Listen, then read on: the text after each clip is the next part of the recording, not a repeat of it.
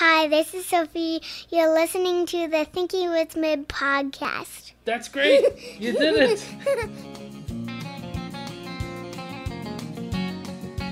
Hey guys, it's your buddy Tim Chelsvik from the Thinking Woodsman podcast, the confluence of humor and conscience in the great outdoors. And we're broadcasting from the redsgear.com studio. Gear up for your next big adventure at redsgear.com. This month, we're back with another special episode of Shooting the Breeze. This show is for anyone who's wanted to capture great images outdoors, but maybe you've been a little intimidated about all the technicalities and equipment related to really high-end quality photography. Joining me for the conversation is my friend and professional wildlife photographer, Dave Stonner, who wanted me to preface this show with a bit of a warning. If you enjoy having a face and keeping your intestines inside your abdominal cavity, do not crawl into a bear den. Dave is a pro and he's working with real biologists who know what they're doing. Why the warning? I guess you'll just have to listen to find out. So let's get to it. A special outdoor photography themed episode of Shooting the Breeze.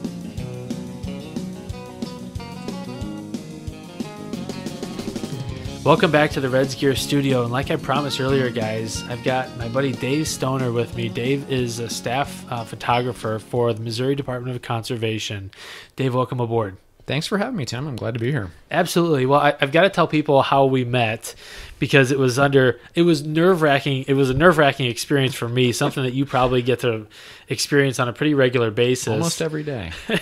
So Dave not only takes pictures of animals and nature, but also people doing things in nature for the conservationists, and then other things that the Department of Conservation does, and probably supporting images for different documents and publications. But this specifically, the time we met, we were doing a bow fishing spread for the conservationist.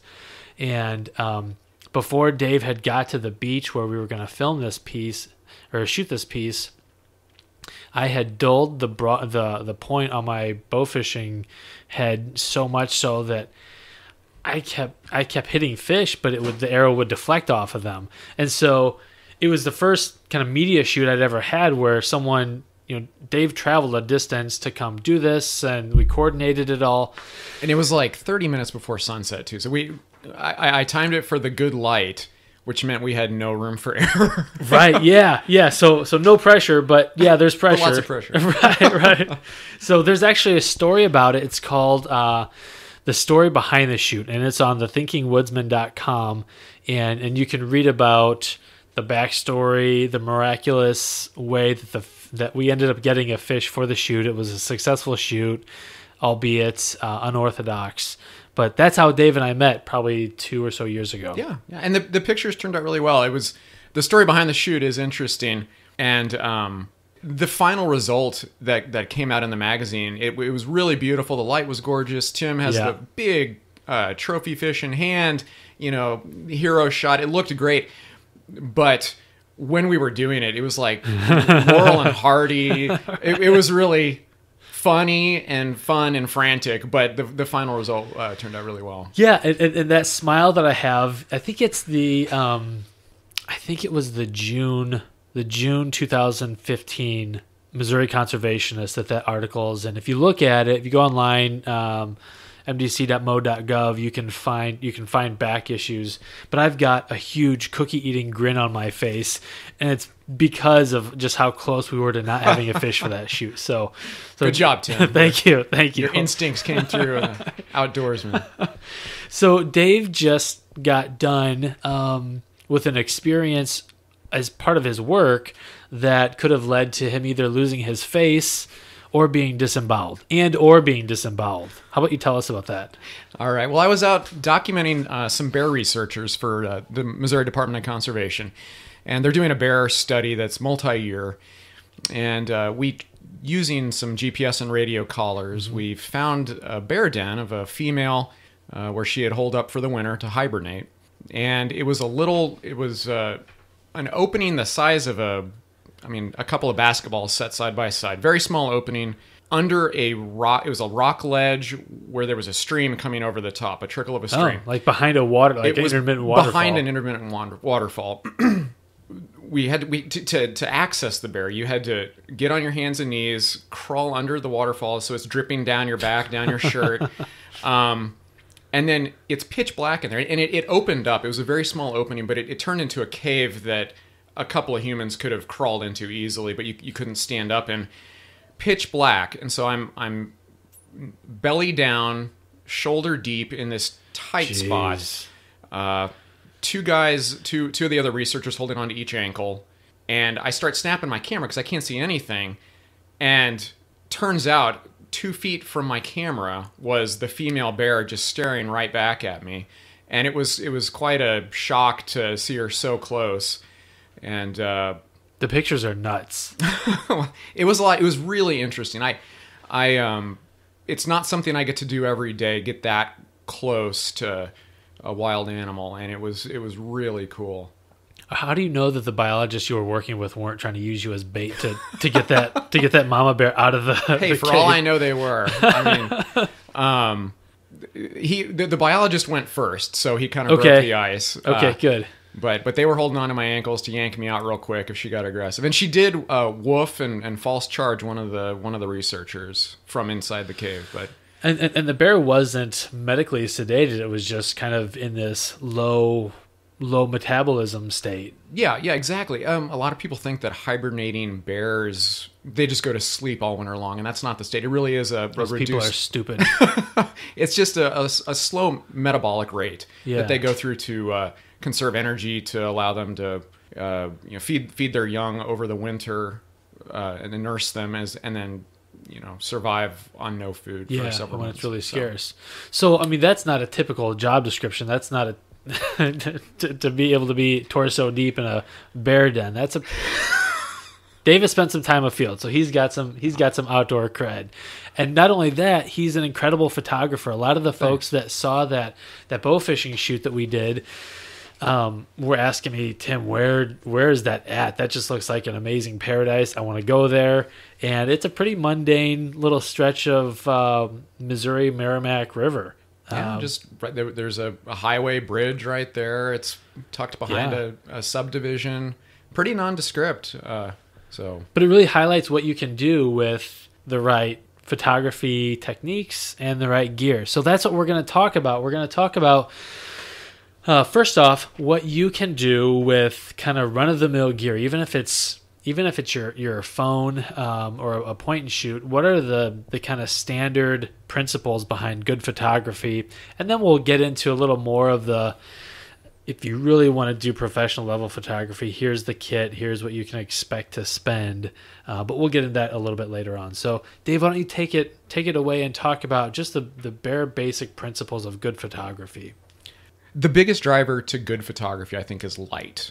Essentially, that's what photography is you're just recording light. So, I'm always seeking out the good light. Yeah. It's almost to the point where, like, you look for the good light and you wait for the subject to show up. Or sometimes I'll find the subject and wait for the good light to happen. And that doesn't always mean sunrise or sunset. It could mean a cloud obscures the shaft of sunlight just enough to make a bloom almost illuminate. So, but it's really paying attention to the surroundings and paying attention to the subject and the quality of light. It seems like, and I know very, very little about photography, but it seems like the point is you want diffused light as opposed to like direct beating down sunshine or, a direct spotlight on something. That diffused light is better. Not always. You're not supposed to disagree. You're sorry. Like, yeah, that's exactly Tim, right. You are Tim. exactly correct. Of course I am.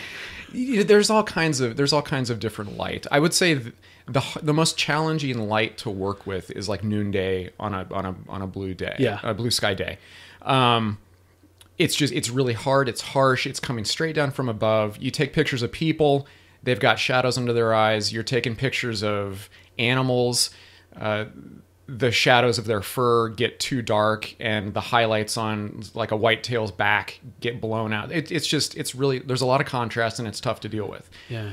But, like direct light at different times of the day when it's not directly overhead can actually be pretty nice. Like you can, You can even experiment yourself with, say, a flower because it's static and you can kind of work with it. You can shoot the light falling directly on the flower, like over your shoulder. Yeah. And you can experiment, just go right behind and almost not shoot directly into the sun, but let the sun, let the light pass through the petals of the flower. And it's like the color is just like energized and electrified. So I guess that's part of paying attention to the quality of light. Is there are a lot of rules in photography, but all the rules are meant to be broken at certain times. And it's, I guess, through the process of experimentation that you learn when to follow the rules and when to break them. So most of us, average Joe, people that are snapping pictures, are probably not going to be able to wait for the subject in the right kind of light. We're taking the picture because of what the subject is doing, whether it's our kids or our dog or the deer that's walking under your stand. So if you don't have the benefit of being able to manage the light that's in the shot, what else can you do to make sure you get the best shot? Well, if you can manage where you are, if you can move yourself to, like, let's say you're playing with your kids and you want to get a good photo of them in the backyard, and the light's really harsh on them, by moving yourself into a different position, that could help. Let's say you're in a deer stand and you can't move. Chances are the whitetail that you're looking at is on the move, and if you identify kind of where you think he or she is going to end up in a good location for a photograph. I equate a lot of my photography to almost hunting with a camera. So it's like, you see the deer, you don't take a shot, you wait until you got a good shot, right? Mm-hmm. Until the condition, the angle's correct, the distance is correct. And it's kind of similar in that regard with my camera. I wait until the deer or the subject is the correct distance away. Yeah. And it's moved into a pleasing background, or it's moved into more pleasing light. It's moved out of the bright sunlight into some dappled woodland light. That's a great parallel between bow hunting, because a lot of times you have to wait for the exact right shot in terms of how the deer's angled, if they're walking into a clear shooting lane. And so it sounds like you're saying the same thing is true of just getting a photograph of them. You got to kind of see the environment in front of you and know this place has really good light, or this place is a little shaded, so it might make a great contrast. Think ahead of where the animal may go. Yeah, exactly. And when it comes down to it, instead of pulling the trigger or releasing the string, you're clicking the shutter on your camera, but the outcome can be the same. You end up with a great trophy photo in this case. Yeah. So in pre-season, like scouting, that might also be a good time to get out with your camera too. There's not the pressure of trying to take a shot on an animal. You have, you're out doing some legitimate work to scout trails, to scout movement and patterns and that kind of stuff. Instead of carrying your bow or your rifle, you've got a camera. Is this a good stand location? Grab your camera and test it out. Chances are, if you can get a good shot from there with the camera, it's going to be productive once hunting season rolls around. Which is a great way to hunt state parks and wildlife refuges and all these places where you can't lethally hunt an animal, but if you're just doing photography, absolutely, you're still using the same skills and stalking. And you even mentioned before we started the show that you have to pay attention to the same things that any other hunter would in terms of scent control and blind setup and all those kind of things. Absolutely. Just sometimes I think, I'm not going to say more so, because, okay. but I think you have to be closer to wildlife than you think to get a good shot. Probably within bow range. Most people don't. They see my gigantic 500 and 600 millimeter lenses and they think, oh, you could take a shot from a half a mile away. I thought that. But no, you need to be 20 or 30 yards from a deer. Okay. With those huge lenses you see on the sidelines of sporting games. To get those really nice like portrait photos of animals. So you need to be just as close as you would with a bow situation. So again, great practice. If you can't hunt lethally, you can still get out and hunt with your camera and learn the capacities of your camera and how it works before you really, really need it in the field. Absolutely. And test your gear out too. Like like Tim mentioned, like you mentioned, I'm Tim. feel free to cut. Like you said earlier, Tim, I do treat it like hunting, like scent control. I make sure I'm wearing the correct pattern of camouflage. Sure. I make sure that, there's no rattles and sound control. I make sure, my blind is suitable for the situation that I'm going to be in, whether it be turkey, deer, waterfowl, whatever it may be. I pretty much treat it like a hunt. So makes sense. Okay, so let's get even more serious. So let's say that someone wants to reproduce some of the quality of photos that you're taking for the Missouri Conservationist. What kind of investment is that, and what kind of time and training and skill does it take to get to that level? Let me start with like cell phones, and we'll work up to some of the bigger guns. Everybody's got a cell phone in their pocket, but as we all know, they don't reach out to the same, image quality, sharpness, zoom range, and all that kind of stuff that conventional cameras do. But it's something you've always got in your pocket. Mm-hmm. There are some pretty cool little add-on lenses that you can get, whether it's like a wide-angle fisheye for taking super wide-angle landscape photos. Okay. There's also some pretty decent telephoto lenses that you can. It's like a little clip that just clips over the lens of your camera and transforms it into a little zoom lens. Really? So you can, and in fact, you can actually get like plug-in external microphones. So you can have like a super tiny run and gun video setup. Yeah. With quality audio with an external mic, and then you've got a decent lens that's a lot better than what the tiny little micro lens you've got on your camera. Average retail, just an estimate. Oh, you could have $100. Okay. You could probably spend $500 if you felt like it, but sure. That goes with pretty much anything. Yeah. So, but yeah, under $100 you could get probably a pretty good, whether you want to go wide angle or telephoto. You can clip on your. So for a few $100 you could trick out your cell phone to take some pretty decent. Absolutely, and the whole thing will fit in your pocket too, which is a bonus because you'll always have it with you. Right. So yeah, it's not going to be as good as a dedicated camera. Sure. But it's a pretty cool workaround. Especially if you're a hunter, and like all of us hunters, we've got a ton of gear that we haul out into the woods or into the duck blind with us. So one less thing is always parsimony. Occam's razor on your hunting gear is the way to go. Simple. Yep. Right. Okay, so you can trick out a cell phone and take some pretty great shots. Let's move up the scale a little bit. Okay. So I'd say a lot of people have what we call a point and shoot. And so that is, built-in dedicated camera. It's not a phone. A lot of times I'll shoot HD video now. Zoom lenses, anywhere from, a couple X zoom up to like 100X zoom. You can really reach out. But in my understanding, like cameras that say digital zoom, that the digital zoom is garbage. Yes, you're not actually like optically zooming in. It's taking the a smaller portion of the chip.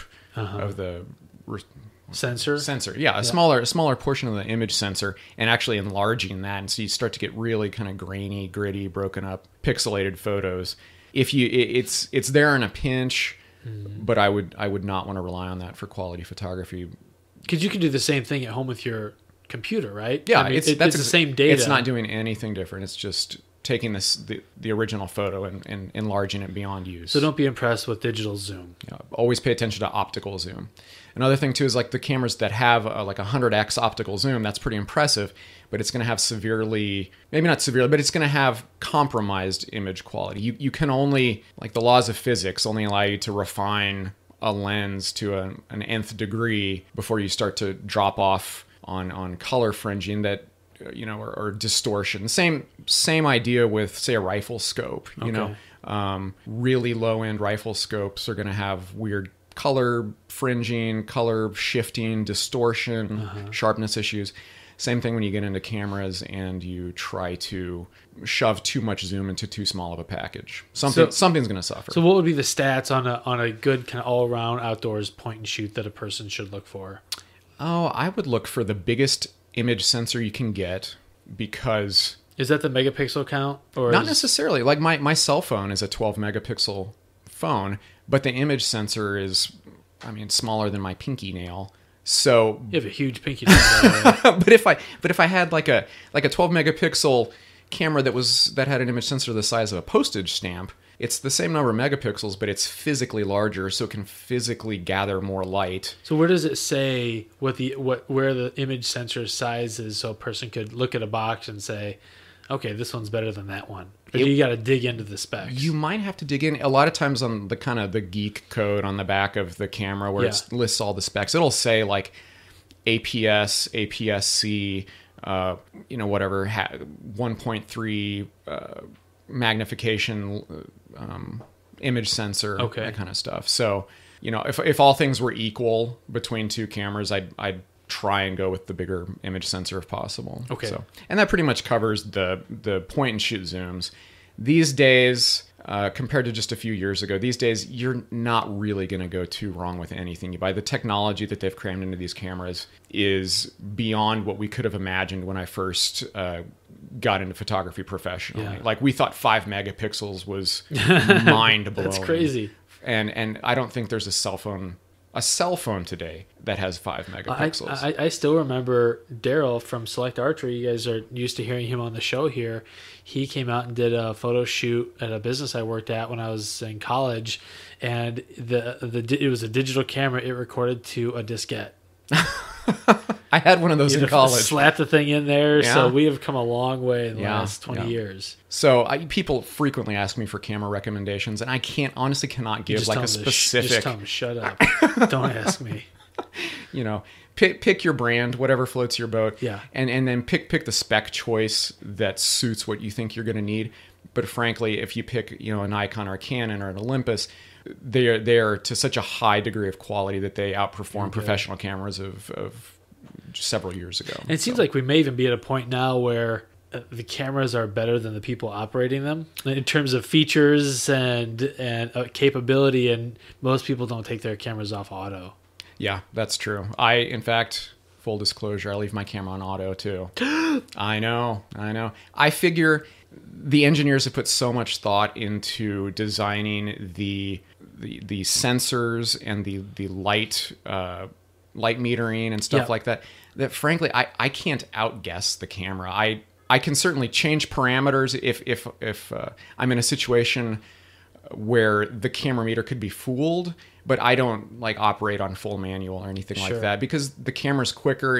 I'm moving quick. I'm following wildlife or quickly changing lighting conditions on the landscape, and so I go ahead and I've turned over control of the camera, and it works out all right. So to me, that's fascinating, because that's been one of the things that has held me back just psychologically about getting a good DSLR is I know that there's a lot that I don't know about shooting on manual, and I just assumed that if you're a photographer and you're going to take great photos, then you have to shoot on manual. But with the work that I've seen in the Missouri Conservationist, that's incredible. I mean, that's huge. Yeah, it takes a lot of the pressure off. It allows me and the other photographers that I work with to focus more on making the image than getting really technical about it. And we certainly know how to shoot in manual mode, and occasionally there is a situation like nighttime star photography. Well, there's no automatic mode that's going to figure that out. It's going to so there's situations where you're going to have to shoot on manual, but I know when to shoot manual and when to just let the camera take control and allow me the freedom to see what's unfolding before me, so I can try and get the best photos I can. So I could go out and drop some money on a DSLR and work with it and figure it out. I think you'd be better served to just let it make the calls while you focus on making pleasing photos, frankly. And that's a lot of, I met a woman a couple weeks ago, and she was asking me, show me how to shoot on, what's this T mode and A mode? And I'm like, I don't know. Just put it on, full auto and focus on actually making a photo that is pleasing and has good composition and then the lighting and that kind of stuff. And don't get all hung up in the super technical info right now. That there is certainly a time to explore those realms, but don't let that be the barrier to you getting out and really practicing and making some good photos. Okay, well, you just gave me a license here, so that's perfect. That's great. I'm coming for your job in a few years, just so you know. This may or may not be right. The rule of thirds. Yeah. So there's a few kind of basic tenets of photography.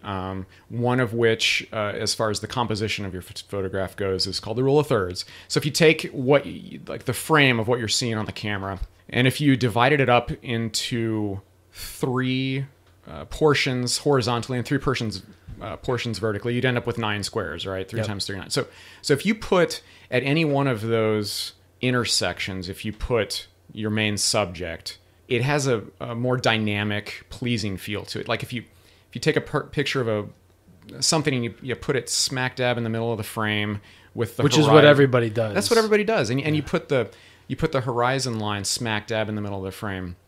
It has a really boring, static, bland feel to it. But if you just do something like tilt the camera up so that the horizon, the beautiful mountain range horizon, is at the bottom of the frame and you're getting some sky, or you tilt it down so that the rolling prairie hills are at the top of the frame, the top third of the frame, and then you're getting all the grass in the foreground, it just gives a more dynamic feel to the photograph. And that is a very quick and easy way to up the impact of your photographs. And some of the point and shoots I've seen even have the DSLRs too. You can overlay. They've got a little grid on them. Yeah. My camera has a grid overlay of the rule of thirds on it. So sweet. And I've been doing it for so long. It's like second nature. I just kind of automatically gravitate to where do I want to direct people's eyes? Where do I want to direct the viewer? Where is the action? And you can kind of manipulate that a little bit by the framing that you choose. Sure. However, like I said, with every rule in photography, they're meant to be broken. So there are certainly times when you'll want to put the horizon line right in the middle of a photo, like on an extremely minimalist. If you want to establish a sparse feel. Yes. Yeah. And so it's kind of learn the rules, follow the rules, and then learn when to break them in a little. Yeah, probably the more adept you are, the more appropriate it is for you to know when you can push and break and bend those rules. Yep. Yeah. Anything else related to composition that's a quick and easy thing for folks to keep in their head? I'd say as far as composition goes, the rule of thirds is pretty much a solid one to follow. Yeah. But jumping back to lighting, I was going to say a lot of people hear that you're supposed to shoot with the sun over your shoulder so that the light is falling evenly. And that's what most people learn as they start to take pictures. But it really gives a really flat feel to the photograph because the textures and the depth of whether it's a face or a forest or a mountain range, it's just flat. There's not much modeling and texture and depth to it. So I try to almost never shoot with the sun behind me. I try and shoot with the sun to one side or the other, and it really lends a sense of depth and dimension to whatever you may be shooting. And a lot of times I'll actually shoot. I talked about like shooting backlit. That's right.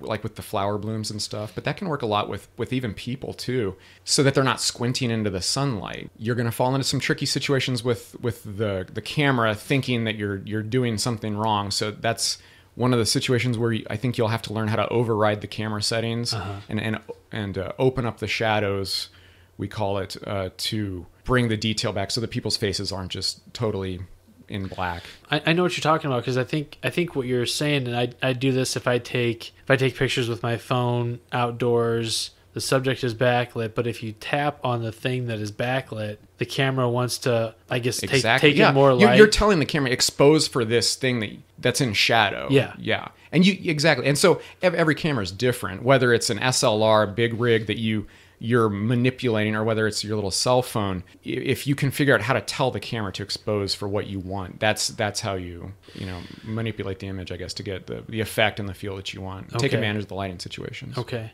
I'm trying to recap here because we covered a lot of ground. But this has been awesome, and it's fun talking to someone that this is a real craft, because I can see as I'm asking you questions, you're not just spitting out answers because you're having to cycle it through all the extenuating circumstances that this is 100% of the time this works because there are these. It's just fun to kind of see you think through this because you've been in so many different photography situations. Mm-hmm.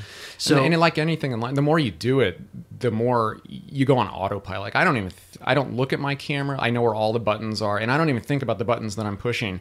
It's like totally second nature. Yeah. And I, I mean, like anything in life, you do it enough and it becomes very fluid and easy to work through all those extenuating circumstances and permutations of a different situation. Sure.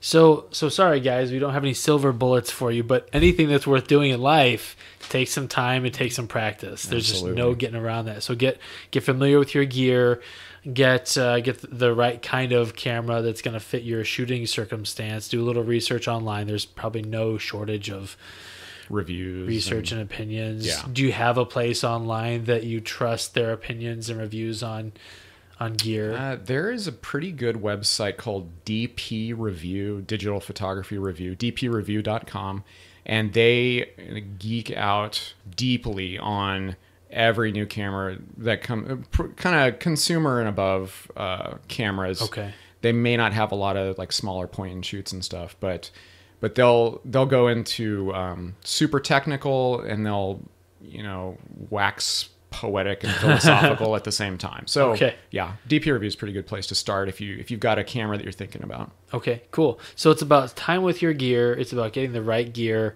familiarizing yourself with it, and letting the camera do what it's designed to do. Mm-hmm. Being able to shoot on auto. That's great. And let me say too. No, we're done. Okay, jumping up to like they're called an SLR. The cameras that you can change the lenses on. So, we've talked about cell phones and we've talked about point and shoots, but SLRs I think is where you're really going to get the maximum image quality you can. There was a time like back when I was in college, I got into photography at the very tail end of the film shooting days. And people would put a lot of money into their film camera body because it would last possibly 20 or 30 years. People may not even know what a film camera is. Okay, kids. So let's take you old school. We used to capture light signatures on a plasticized roll. Celluloid something or other. Yeah. With chemicals coated on it. And you got 24 or 36 shots. Uh-huh. And that's it. You take it to a special place. They dipped it in chemicals, and you had to pay for it? 24 hours later, you figured out what your shooting looked like. Yeah. So now with digital, you have instant gratification, as we all know.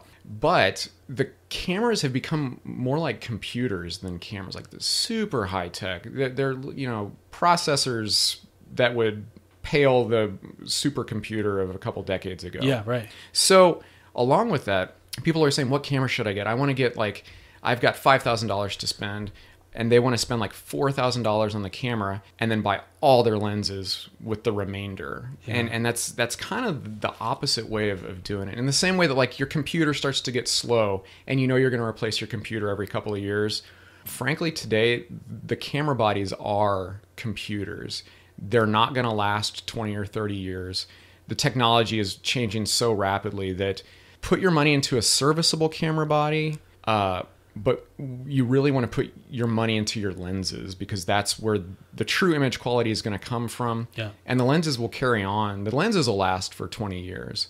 A common thinking is to spend a lot of money on a whiz-bang camera and then buy super cheap lenses. And you should buy a fairly inexpensive camera body because they're frankly almost disposable. Spend the money on really high quality glass, and it's kind of hard to do to drop $2,000 on a lens. I think that's extremely counterintuitive. Yeah, it is. You want the cool computer. It was even it's counterintuitive to me as well when I first started because I wanted to buy the $1,000 camera, and I balked at like spending $500 on a lens. That's almost what the camera costs, but that's you get the image quality out of the lenses and a combination. I mean, you don't want to buy like the cheapest, worst camera body ever, but for home gamers, I think you'd be better served to spend $300 to $500 on a body and then spend your thousands on some good glass. So in terms of like the different levels within lenses, what are you getting? If spend $150 on a lens or spend $800, what's going to be the market difference there? Well, it's really like the glass quality.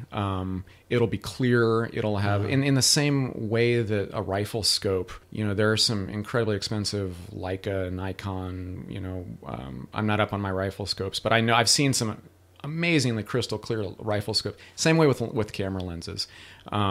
They're junk. They feel cheap. They look cheap. The results are cheap. Okay. And I'm not saying go out and buy the most expensive. I'm saying like buy the best you can for your budget. Okay. And so let's say in your comparison of $150 versus an $800 lens, you'll probably have you will have better optical quality. You'll have better build quality. Does better optical quality mean like the colors are more true? The colors better will light be more, transmission? Yes. Okay. You'll have better light gathering capability probably. It'll be a bigger, physically slightly bigger lens, so it will gather more light. The colors will be more vibrant. Fine detail will be more sharp. You'll probably have better image stabilization, which is a great boon these days to people shooting around the edges of the day, which is when we're getting our best hunting time into. Right. So having quality image stabilization, and it'll just be a more robust lens. It'll actually last that 10, 15, 20 years versus stuff starting to break and fall off and plastic go brittle and that kind of stuff. Okay. Yeah, it's good to know. It's like road bikes. In road bikes, you spend your money on your wheels and get a decent frame and a decent component group, but it's really the performance comes from the wheels. Absolutely. But no one wants to drop $1,000 more on the wheels than they did on the frame. Yeah. So it's a little counterintuitive. Yeah.